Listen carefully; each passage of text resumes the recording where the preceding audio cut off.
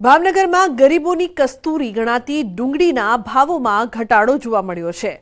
એક જ દિવસમાં ડુંગળીના ભાવમાં 150 રૂપિયાથી વધુનો ઘટાડો જોવા મળ્યો છે। જે એક મણ ડુંગળીના ભાવ 700 રૂપિયા હતા, એ જ ડુંગળીના ભાવ આજે 500 રૂપિયા થયા છે।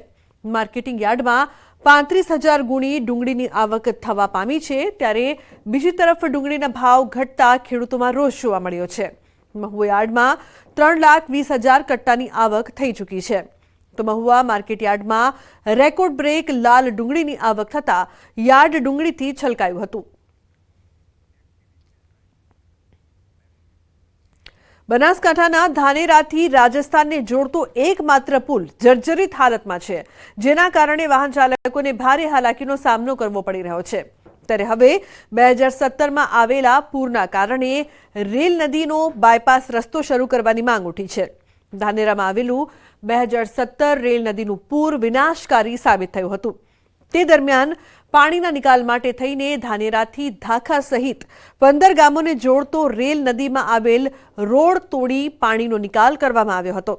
ત્યારથી રસ્તો તૂટેલો જ છે। એટલું જ નહીં, બાજુનો રેલ નદીના પુલની હાલત અત્યંત દયનીય બની છે, જ્યાં અકસ્માત કે કોઈ કારણોસર વાહન બંધ થાય તો ટ્રાફિક જામના દ્રશ્યો સર્જાય છે, જેના કારણે ઇમરજન્સીમાં 108ને પણ તકલીફ ભોગવવી પડે છે। તો દિવસ દરમિયાન માર્કેટ યાર્ડ આવતા ખેડૂતો પણ મુશ્કેલીમાં મુકાયા છે।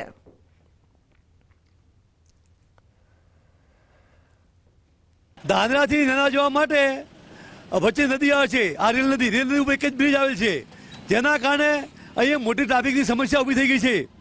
ખેડૂતો પોતાનો માલ લઈને માર્કેટમાં આવતા હોય છે, દર્દીઓ દવાખાને આવતા હોય છે, જ્યારે ટ્રાફિકના લીધે અહીંયા દર્દીઓ પણ મુશ્કેલીમાં ફસાઈ જતા હોય છે। કલાકો સુધી સમસ્યા ટ્રાફિક રહેતી હોય છે। 2017માં જ્યારે પૂરા એના પહેલાં અહીંયા ધાનેરા ધાખા જવા માટે એક રપાટ હતો, એ રપાટ માનનીય મુખ્યમંત્રી વિજયભાઈ રૂપાણી દ્વારા આદેશથી તોડી નાખવામાં આવ્યો છે, જેના કારણે આ ટ્રાફિકની સમસ્યા ઊભી થઈ છે।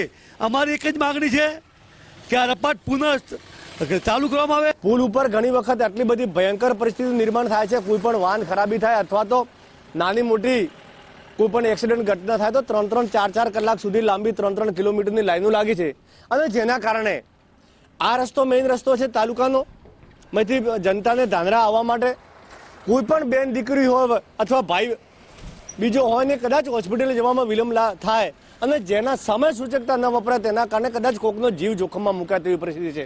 આ રસ્તો ધાખા તરફ જવાનો રસ્તો હતો। અમે અહીંયા પહેલા જતા હતા, અહીંયા 8 થી 10 ગામ જવાનો રસ્તો હતો। અહીંયાથી પબ્લિકને અવર જવર કરવામાં સારું રહેતું હતું। 2017ની અંદર પૂર આવવાથી આ રસ્તો તોડવામાં આવ્યો નદીના હિસાબે, અને એના પછી એની કોઈ મરમ્મત થઈ નથી, અને લોકોને અહીંયાથી જવા માટે પુલ ઉપરથી જવું પડે છે। પુલ ઉપર જવા માટે એમ્બ્યુલન્સો ને બધું ફસાયેલું હોય એટલે જવામાં તકલીફ પડે છે। એટલે સરકારને રજૂઆત છે કે ગામ લોકોને ત્રાસી ગયેલા છે અહીંયા પુલ ઉપર જવાથી, ખાડા ટેકરા છે, અને રસ્તો તોડ્યા પછી કોઈ એની મરમ્મત થઈ નથી। એટલે સરકારને હું એવું કહેવા માંગુ છું કે આ રસ્તો ચાલુ થાય। જો કે હાલ વૈકલ્પિક કોઈ રસ્તો ન હોવાથી પુલનું સમારકામ કરવા ધાનેરાના પૂર્વ ધારાસભ્ય નાથાભાઈ પટેલે પણ પત્ર લખીને માંગ કરી છે। તો સાથે સાથે છેલ્લા 7 વર્ષથી બંધ પડેલો રોડ રિપેર કરી ત્વરિત બાયપાસ તરીકે શરૂ થાય તેવી ગ્રામજનોની માંગ છે। રેલ નદી ઉપર જે પુલ બનાવવામાં આવ્યો છે એને લાંબો સમય થઈ ગયેલો છે, અને લાંબો સમય જીર્ણ પણ થયો છે, આમ કહો તો પણ ખોટું નથી।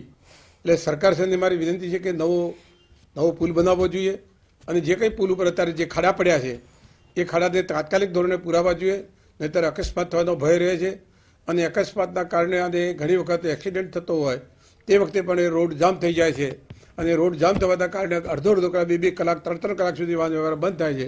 ધાનેરાથી રાજસ્થાનને જોડતો જે ઓવરબ્રિજ છે તેના ઉપર ટ્રાફિક જામના દ્રશ્યો સર્જાય છે। અત્યારે પણ આપ જોઈ શકો છો કે મોટા પ્રમાણમાં અહીંયા ટ્રાફિક જામના દ્રશ્યો સર્જાય છે, કારણ કે આ ધાનેરાથી રાજસ્થાનને જોડતો જે આ બ્રિજ આવેલો છે તે 700 થી 800 મીટર જેટલો આ લાંબો છે, અને આ બ્રિજ પર અનેક ખાડાઓ છે, અને અહીંયા વારંવાર ટ્રાફિક સર્જાતા વાહન ચાલકો મુશ્કેલીમાં મુકાતા હોય છે। બીજા આપને દ્રશ્યો બતાવીશ કે આ રેલ નદી છે, અને રેલ નદીની બાજુમાં 10 થી 15 ગામોને જોડતો એક રોડ આવેલો હતો, અને તે રોડ 2017 2017થી તોડી દેવામાં આવ્યો છે. આ રોડ તોડી દેવાના લીધે આ જે ઓવરબ્રિજ છે તે ઓવરબ્રિજ ઉપર અનેકવાર લાંબો ટ્રાફિક જામ સર્જાતો હોય છે અને આ ટ્રાફિક જામની અંદર અનેક એમ્બ્યુલન્સો પણ ફસાતી હોય છે અને લોકો પણ મુશ્કેલીમાં મુકાતા હોય છે. ત્યારે ધાનેરા સહિત આજુબાજુના ગામના લોકોની માંગ છે કે તાત્કાલિક જે આ જૂનો રોડ હતો તે રોડ શરૂ કરવામાં આવે અને તે રોડ શરૂ થાય તો આ બ્રિજ ઉપર ટ્રાફિકનું ભારણ ઓછું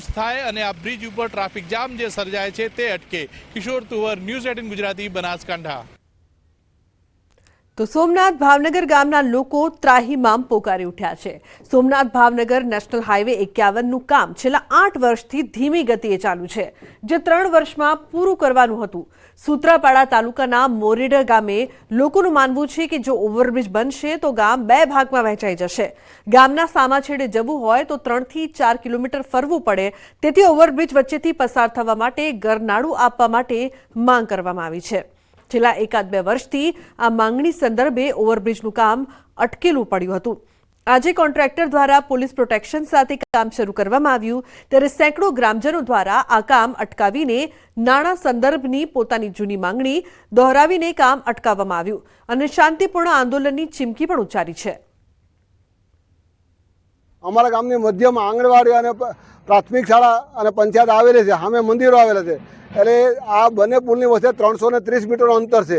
એટલે વચ્ચે આંગણવાડીની બાજુમાં એક પુલ મૂકવાની અમારી માગણી છે. અમે લોકોએ રજૂઆત કરેલી છે. અમારું ગામ છે એ બંને બાજુ 50-50% બેસેલું છે. અમારા ગામની વચ્ચેથી નેશનલ હાઈવે 51 પસાર થાય છે, બરાબર. ત્યારે અમે 2024 ફેબ્રુઆરી અમે રજૂઆત કરતા આવીએ છીએ. અમને ઘણીવાર આપ્યું છે કે તમને આ કામ કરી આપશું, પણ એ અત્યાર સુધી કંઈ કામ કરવામાં નથી આવ્યું ને અત્યારે બળજબરીપૂર્વક કામ ચાલુ કરી દેવામાં આવ્યું છે. ગામનું ગામ જાણ્યું છે એને થોડી ખબર હોય, હું શું થવા વર્ગું પછી ગામને ખબર પડી કે અહીંથી ઓલાહે સલાહે નહીં. આ નાલું છે વાહન વ્યવહારનું છે, હોળાનો રસ્તો, ઓયલું નાલું મટાણાનું, તો ગામને ક્યાં જવું? ગામના ડોહીમાં છે, નાના બાળકો આ સાઈડ છે, ઓલી સાઈડ મંદિર છે, અમારે આવર જવર ક્યાં કરવી? અત્યારે આવવા માટે કે કામ બંધ કરવું, અમને નાલું કરી આપો. તો આણંદની બોરસદ ચોકડી પર ગેરકાયદેસર ઝૂંપડપટ્ટીના દબાણો હટાવવા મામલે મંત્રી ભરતભાઈ પટાણીએ અસરગ્રસ્ત પરિવારોની મુલાકાત લીધી. મહત્વનું છે કે વર્ષોથી કલેક્ટર હસ્તક પ્લોટમાં 300થી વધુ કાચા પાકા ઝૂંપડા બનાવીને લોકો રહેતા હતા. આ દબાણકર્તાઓનું મંદિર તંત્ર તોડી નાખતા વિવાદ થયો હતો. ત્યારે ભારત સરકારના વિચરતી વિમુક્ત જાતિના વેલફેર બોર્ડના મેમ્બર ભરતભાઈ પટણી પરિવારોની મુલાકાત તેમણે લીધી. તેમણે કહ્યું કે પરિવારોની સમસ્યા સાંભળી તેમની સમસ્યા સાથે સરકારમાં હું રજૂઆત કરીશ. સાથે જ મકાન બનાવવા, પ્લોટ અને મંદિર બનાવી આપવા માટે તંત્રને તાકીદ કરી. વધુમાં 30 દિવસ સુધી અસરગ્રસ્તોને રહેવા જમવાની સુવિધા આપવા માટે કલેક્ટર અને એસપીને સૂચના અપાઈ છે. આજુબાજુના 50 ગામના લોકો ચૈત્રી નવરાત્રી અને નવરાત્રીની અંદર અહીંયા માતાજીની ધજા અને નિવેદ કરવા માટે અહીંયા આવતા હતા. એટલે એક આસ્થાનું કેન્દ્ર હતું. પણ દુઃખ સાથે કહેવું પડે મારે કે આ મંદિરનું જે ડિમોનેશન થયું ખરેખર નહોતું થવું જોઈતું. તો રાજકોટના ઉપલેટામાં તંત્રનું